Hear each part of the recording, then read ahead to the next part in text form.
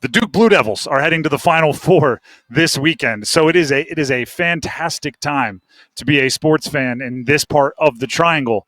And it's the questions are being asked, and I just want to be upfront with it all. The questions should be asked about where this Duke basketball team could potentially, meaning the 2025 Duke basketball team, could potentially find themselves this time next week, right? when we get to this point in the week next week, if they're hanging a national championship banner, they enter into conversations that I don't know if everyone anticipated them entering at the beginning of the year. It's if they win, best Duke team ever becomes a legitimate question. Best team this century, meaning not just Duke, but any, becomes a legitimate question. And how you answer that, right? The reason why I say the question should be answered is these are the debates, right? We're sitting here in a baseball stadium. Part of the beauty of baseball is there's a lot of room for you and your buddies to talk if you're watching a game. These are the debates that take place at baseball games. Yeah. Right? It's hey, while the new pitcher warms up, where does this Duke team sit?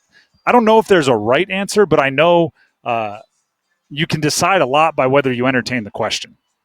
Right? When you get to the point where and I mean, let's just say some of the most tired sports debates like of this time, right? When you get to the point where you can say, like, is LeBron better than MJ?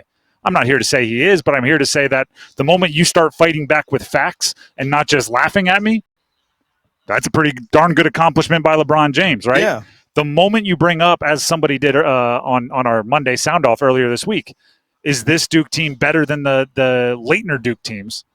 And you start fighting back with arguments and facts and nuance rather than good one. That's an accomplishment by this year's 2025 Duke basketball team.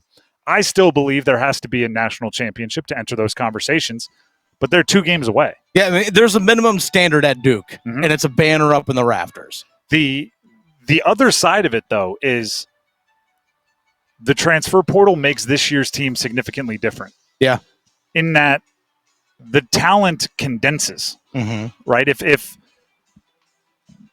Duke didn't have to home grow, is that farm system. They didn't have to grow. That's right. their own role players. They were able to go find the ripe, already completely formulated versions that were like the perfect utopian fit for their team and bring them in. Meanwhile, the teams of the past, even like the Zion, RJ Barrett squads, like they had to decide when a player was 16, 17 years old that they were going to fit some role 4 or 5 years into the future and hope that it worked out that way. This year's Duke team was able to go handpick it. So you could argue this year's team is the best, but it's also they receive, like, it's an unfair advantage, right? They didn't have to develop their entire roster. Granted, the freshmen then just kind of showed up and were great, but everything, the Sion James, the Mason Gillises, they fit in pretty darn well, and Duke didn't have to develop them. And to think about what we were talking about a year ago when they got eliminated in the Elite Eight from NC State last year, John Shire, we saw starter Mark Mitchell leave in the transfer portal. TJ Power, one of their top recruits, leave in the transfer portal. Jared McCain go pro. Kyle Filipowski go pro. So and Jeremy Roach go in the transfer portal and leave as well. They're sort of like, well, wait a second. They had two players. They had 2 players come back. It was Caleb Foster, who was hurt in the ACC tournament and NCAA tournament last year, and Tyrese Proctor. That was it.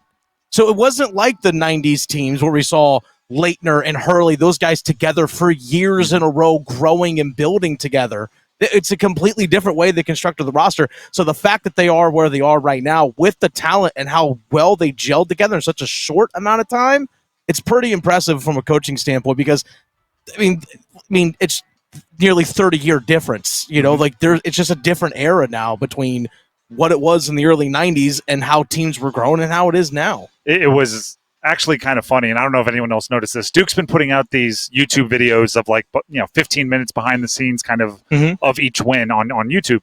And I watched the one for the Elite Eight. And after the game, Kawan Malawash, their freshman, right, one of the young guys on the team, grabbed the microphone and was going around and interviewing the players in the locker room after the win. And Tyrese Proctor, in his Australian accent that I'm not going to try to mimic, said, there's like, how do you feel? And he goes, a lot different than last year. Yeah. And there was just kind of this pregnant pause, like a stall. And it was very much, Tyrese, no one else knows what you're talking about. You were the only one that played in it last year. That's true. Malawash was just kind of like, all right, and they went on to the next one. But it's crazy to think that you could have an Elite Eight team come back better the next year, and there's really only one person that learned from that experience. And you're seeing it now. A bunch of Elite Eight teams are losing guys in the portal already, which, if you lost in the Elite Eight, you're losing guys in the portal already.